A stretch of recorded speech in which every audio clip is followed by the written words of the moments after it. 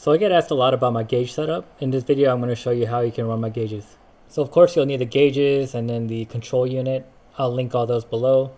Then you'll need a Blitz sandwich plate or HK's oil cooler kit. If you go with HK's oil cooler kit, you'll need this adapter. And you'll need an extension cable if you decide to use the same gauge pods. So this is the HKS oil cooler sandwich plate. And basically I've got the Defi oil pressure sensor going into there, the single 1.8 BSPT port, and then got the oil temperature sensor going into an adapter that goes into the oil pan. And both these wires just basically run into this loom, and it goes up and then through the firewall. So the HKS oil cooler only has one BSPT port, and the Blitz sandwich plate that just came out, it has two, so you can run an oil pressure and an oil temperature sensor to it, which is a lot better if you don't plan on running the oil cooler kit. The reason I had to get the adapter to run the oil temperature sensor into the oil pan was because the HKS oil cooler kit only has one accessible 1.8 BSPT port. So I tied all the wiring underneath the car together. I have it running up here in a loom, goes to here, that's for the boost sensor, and that tees off on the manifold right there. So the boost sensor wire, oil pressure sensor, and oil temp sensor wiring meets all right here and is in a loom, goes over behind the battery and through the firewall. The firewall is like slightly above and to the left of the clutch pedal. So I used a pick tool and I poked a little hole through it. Then I taped one sensor wire to it, and I pushed it through, and then I taped the other two sensor wires to that sensor wire and pulled it all the way out. For the control unit wiring, obviously you've got to wire it into like ground, ignition, it needs power, and it's just like any other install for like radio head unit or something. If you're uncomfortable tapping into your OEM wiring, I suggest you get like a radio shop or somebody to install it for you. The top left, you can see the startup animation. You can switch from A to B, and then just to the right of that, it's got the warning beep toggle. You can turn it off or on. Around the four edges, you can see a little screw picture. That's for like if you want to make a little mount to mount it somewhere. And then as far as the ports, the top one says switch. You put the remote control in that one.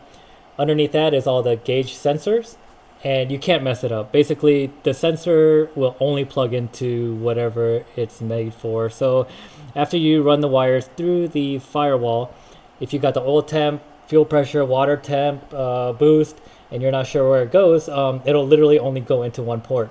The DC source is for the wiring into the car. And then you got meter output, 2 meter outputs. You can actually run two different ones. And I just use the top one to go to the first gauge where it daisy chains to the others. So I've got my Defi control unit double-sided tape to the underside of this panel under the steering wheel. And all the gauges are plugged into that, including the remote control for the Defi gauges.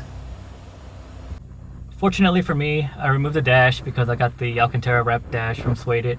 So I ran the wire from the control unit up behind the gauge cluster and then up to here where the gauge hood is. The gauge hood pops off easily. It just, when you pop it off, the way I've got it set up is the wire from the gauge port on the control unit is going to this single gauge right here. And from this one, I've got it daisy chained with an extension to here. And then this one daisy chains to the extension to here. So these are actually covers. You've got to buy these. They're called the regular position bezel. They're normally silver like this, the gauges, but then you have to order these if you want to run like the little arrow on it to show you like maybe a certain temperature you like. The gauges come with these pods where you can mount anywhere with some double-sided tape. So you technically don't need to buy the gauge pods that I did. It just looks fancier. Only problem with this is you're going to have the wire showing at least a little bit, unless you can get really good at hiding them somehow.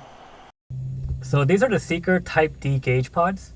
They've got A, B, C, D, and basically A is just one side, B is 2, C is 3 this way, I think D is 3 this way.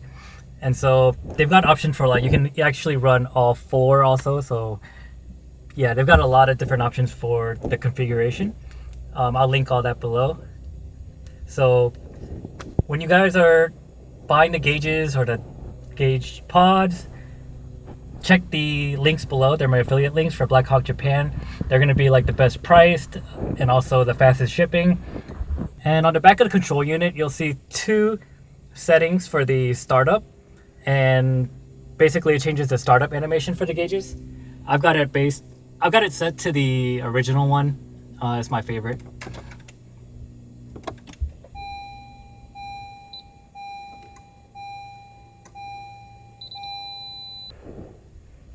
You can actually turn off the beep also on the control unit.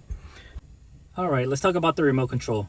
So, on the right side, you've got a switch with 3 different settings. You got reel, play, and set. If you set it to the highest one, reel, basically the buttons will do whatever it says on the top. So if the middle button does peak, if you push it, it'll show your peak values. So it'll show your highest value, your lowest value for your pressure. I actually reset mine, so of course it's showing 0. But this button will reset it, and also it dims your, if you cycle through, you can dim the lighting. And then record. Record will record about 3 minutes of what the gauges read out. So you can record like a lap or whatever you want and overlay it on a video. If you go to play, it'll play your little 3-minute video, and then of course rewind and fast forward. And then the very bottom, warning set. When you push the warning set button, it goes through each different gauge, and you can actually set where you want it to beep. So if the boost gauge hits 2.2 bar, it's gonna beep. If the oil pressure goes below 1 bar, it's going to beep. And if my oil temps get above 100, it's gonna beep. So the reason it's beeping when I have the accessory mode on but the car is off is because the oil pressure is reading 0, and so that's why the warning is going off.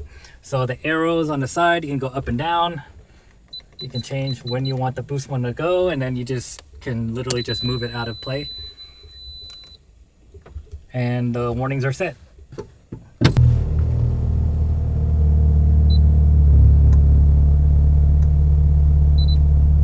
So there you go, it's reading the oil pressure, boost, oil temperature. Thanks for watching, guys. Give me a like and subscribe if you can. I've got some dope stuff coming in from Suede It, and you guys aren't going to want to miss that.